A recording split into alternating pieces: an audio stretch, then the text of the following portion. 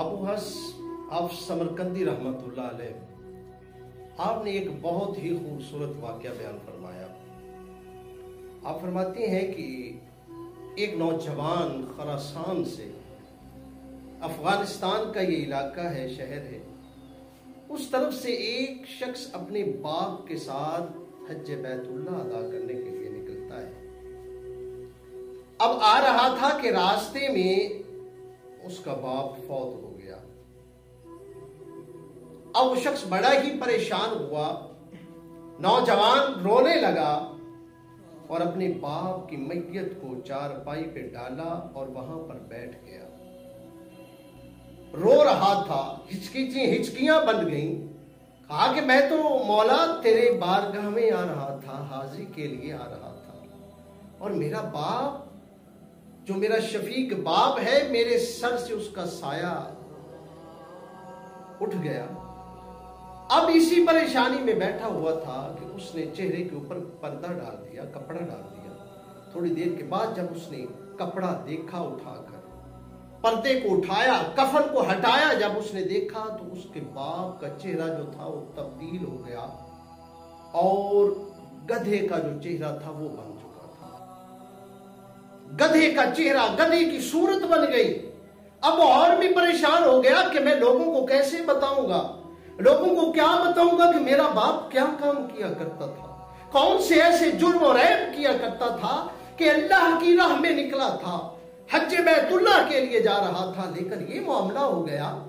بڑا ہی پریشان تھا، کہتا ہے کہ غم زدہ تھا، اور اچانک میری آنکھ لگ گئی اور میں سو گیا۔ جب میں سویا تو ایک بڑا ہی حسین و جمیل مکھڑا، بڑا ہی خوبصورت چہرے والا، والضحیٰ کے چہرے والا وہ تشریف لے آئے اور کہنے لگے کیا پریشانی ہے، کیا معاملہ ہے؟ اس نے کہا کہ میرے باپ کے ساتھ ایسا ہو گیا۔ فرمایا کہ میرے عاشق کے ساتھ ایسا ہو گیا، میرے دیوانے کے ساتھ ایسا ہو گیا۔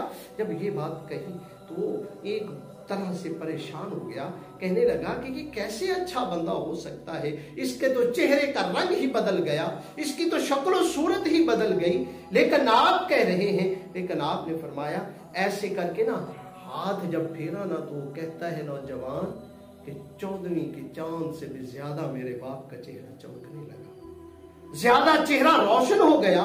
جب یہ میں نے ماجرا دیکھا تو میں نے کہا کہ آپ پہلے تو یہ بتائیں کہ آپ ہیں کون، میرے محسن کا نام کیا ہے جو اس پریشانی میں میرے کام آ گیا؟ تو آپ صلی اللہ علیہ وسلم نے فرمایا کہ انا محمد رسول اللہ، میں محمد رسول اللہ ہوں، میں اللہ کا نبی ہوں۔ اب یہ جب حضور نے فرمایا تو وہ بندہ پریشانی کے عالم میں رونے لگا، کرانے لگا، عرض کرنے لگا آقا یہ تو بتائیے کہ میرے باپ کا گناہ کیا تھا، جرم کیا تھا؟ فرمایا کہ وہ تمہیں نہیں بتاؤں گا، کوئی ایسا معاملہ تھا، کوئی ایسا گناہ تھا بس جو حل ہو گیا۔ جب یہ فوت ہوا تو میں مدینے سے یہاں پر تشریف لے آیا۔ حضور نے فرمایا کہ یہ میرا عاشق تھا، یہ میرا دیوانہ تھا۔ عرض کرنے لگا آقا پریشانی کا یہ مقام تو ہے، لیکن میں عرض کرنا چاہتا ہوں کہ اس کا کون سا ایسا عمل تھا کہ جس کی سزا ملی، اور کون سا ایسا عمل تھا کہ آپ تشریف لے آئے؟ فرمایا کہ اس کے گناہ کو نہیں بتایا جا سکتا، لیکن جو اس کی نیکی ہے، جو اس کا کام اچھا تھا، اس کے بارے میں تمہیں ضرور بتا دیتا ہوں۔ حضور صلی اللہ علیہ وسلم نے فرمایا، ذرا میرے دوستو بھائیو غور سے سماعت کیجئے گا اور اپنے دلوں کی تختیوں پر لکھ لیجئے، اور اپنے بچوں کو بھی یہ بات سنائیے، اور اپنے بچوں کو بھی اس بات کا عادی بنائیے کہ یہ عمل اور یہ کام ضرور کریں، جس کام کی وجہ سے جتنی بھی بڑی پریشانی ہو، جتنا بھی بڑا صدمہ ہو، ضرور اس کا حل نکل آیا کرتا ہے، ضرور اس پریشانی سے بندہ نکل جایا کرتا ہے۔ اب وہ حل سماعت کیجئے اور وہ نسخہ سماعت کیجئے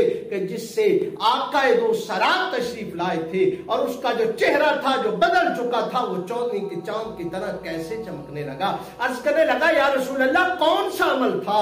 میرے لجپال آقا نے فرمایا پھر سنو، اس کا یہ عمل تھا کہ جب سے اس نے ہوش سنبھالا ہے اس وقت سے لے کر آج تک یہ ہر رات مجھ پر درود و سلام پڑھے بغیر نہیں سویا کرتا تھا، ابو حفص فرماتے ہیں جب اس نے یہ مجھے واقعہ سنایا اور میں نے اس کے درود و سلام پڑھنے کا سبب جب پوچھا تھا تو اس نے یہ سارا قصہ یہ سارا واقعہ مجھے سنایا.